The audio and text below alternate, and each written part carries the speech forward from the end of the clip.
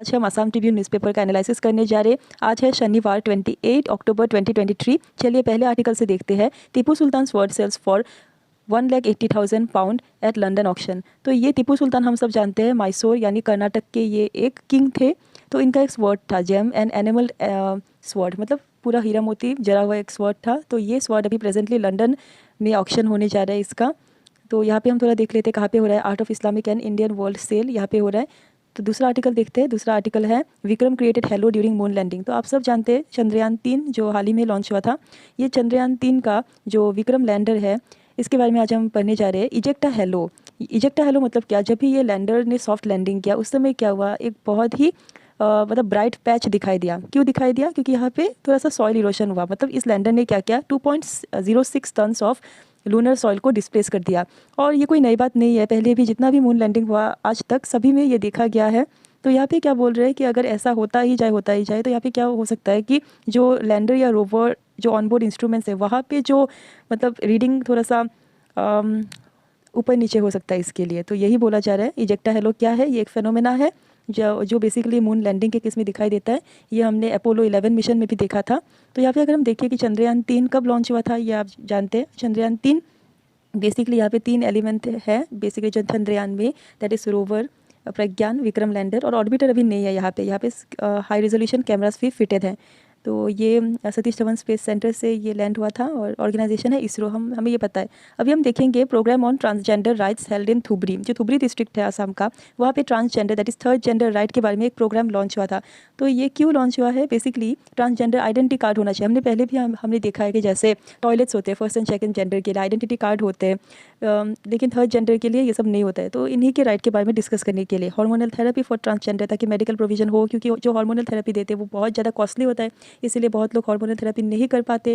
और need for transgender protection cell, या इन लोगों के साथ बहुत ज़्यादा क्राइम्स भी होता है। रिपोर्ट ऑन एट्रोसाइटिस, जितना भी क्राइम्स या जितना भी डिस्क्रिमिनेशन होता है उनके लिए एक काइंड ऑफ सेमिनार हुआ है।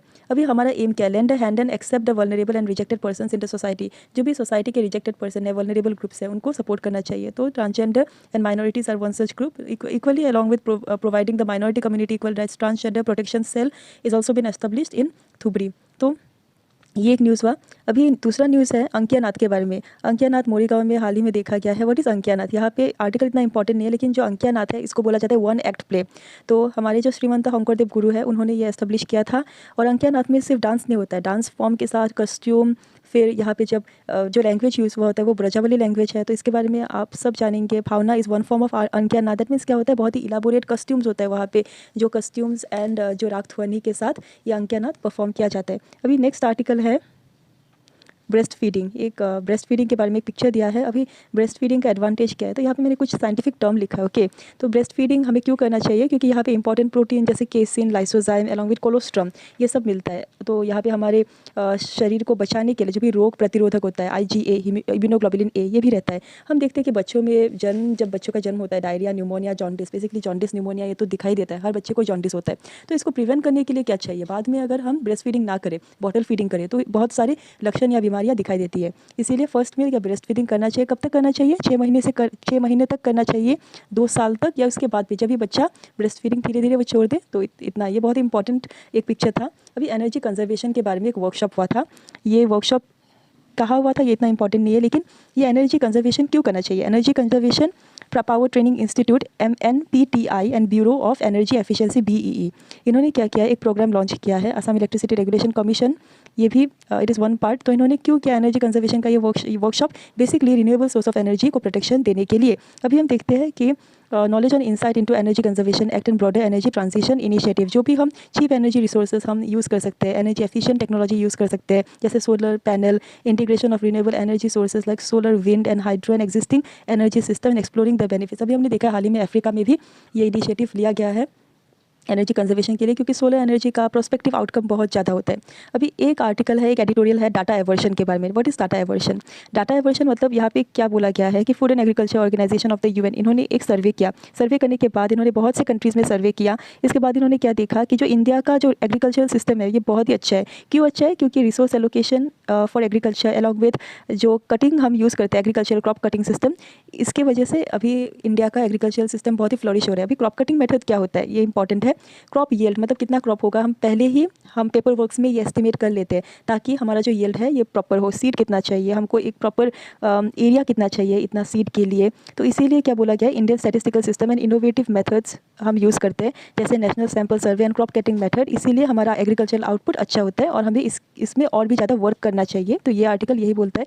अभी हम पढ़ रहे हैं कि ईडी ने अरेस्ट किया है बंगाल मिनिस्टर, मतलब एक मिनिस्टर है वेस्ट बंगाल के, उन्होंने कुछ मनी लॉन्ड्रिंग के बारे में कुछ पता चला है तो ईडी ने उनको अरेस्ट किया है ना। व्हाट इज़, तो अभी ईडी है एनफोर्समेंट डायरेक्टरेट।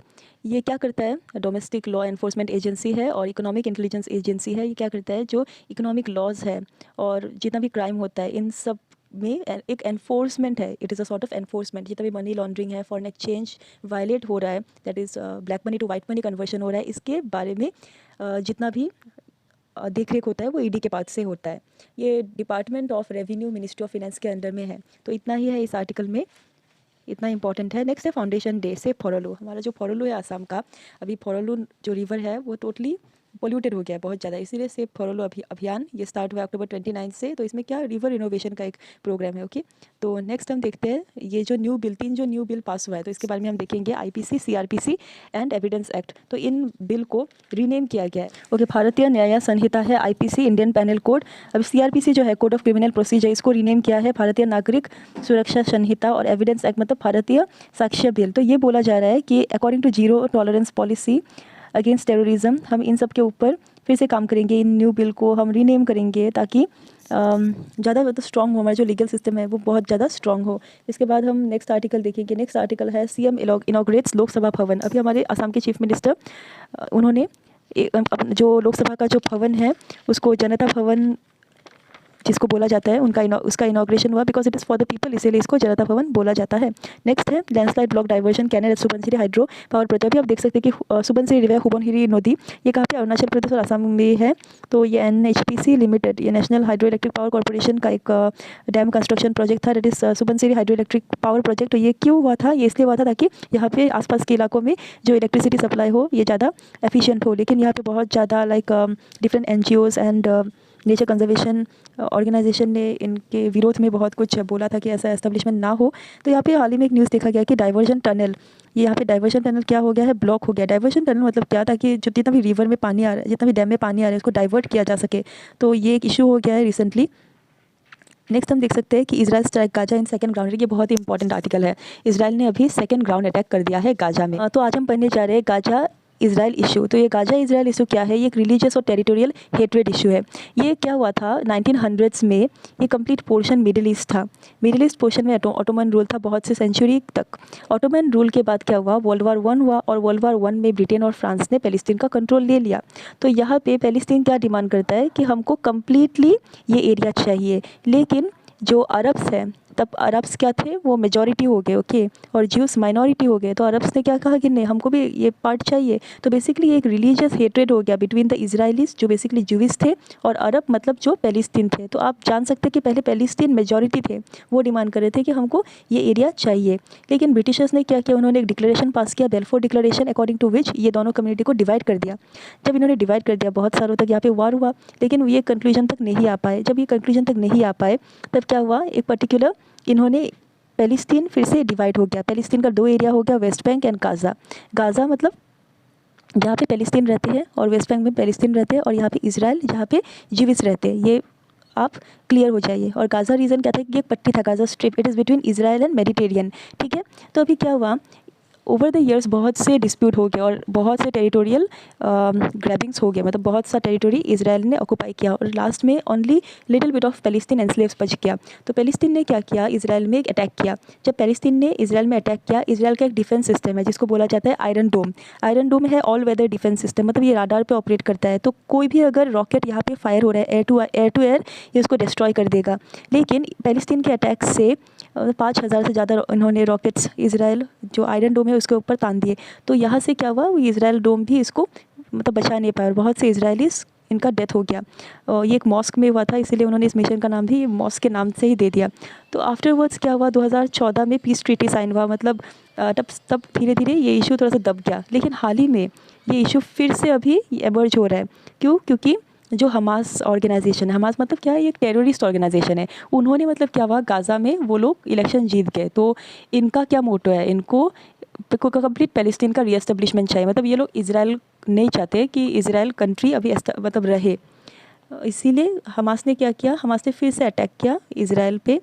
और इवेंचुअली क्या हो गया, अभी तो आयरन डोम है, फिर से एक लेज़र बीम, आयरन बीम, वो एक लेज़र बीम है जो एयरबोर्न टारगेट्स को ये डिस्ट्रॉय कर। अभी फिर से ये मिसाइल अटैक हुआ। तो ऐसे मतलब बहुत से अटैक हो रहे हैं। अभी पैलेस्टीन बोल रहे हैं कि वो लोग फॉस्फोरस अटैक करेंगे। तो ये जितना भी, अगर ये बहुत ज़्यादा थर्ड लेवल में आ जाए तो ये थर्ड वार हो जाएगा, न्यूक्लियर अटैक्स के साथ थर्ड वर्ल्ड वार हो जाएगा, which is not at all good. इसीलिए जितना भी कंट्रीज़ है वो लोग सिंपैथाइज़ कर रहे हैं पैलेस्टीन के साथ। In fact some of the countries are with Israel like India. और ये लोग क्या बोल रहे हैं कि ये अटैक कम्प्लीटली, ये फाइट कम्प्लीटली बंद हो जाना चाहिए। तो यही था हमारा आर्टिकल। ये इशू बहुत ही इंपॉर्टेंट था, इसलिए ये इशू थोड़ा मैंने इलेबोरेट से डिस्कस किया। Thank you and subscribe to my channel. अगर आपको मेरा वीडियोस पसंद आया, अगर आप चाहते हैं ऐसे न्यूज़पेपर एनालिसिस, तो comment below. Thank you, bye.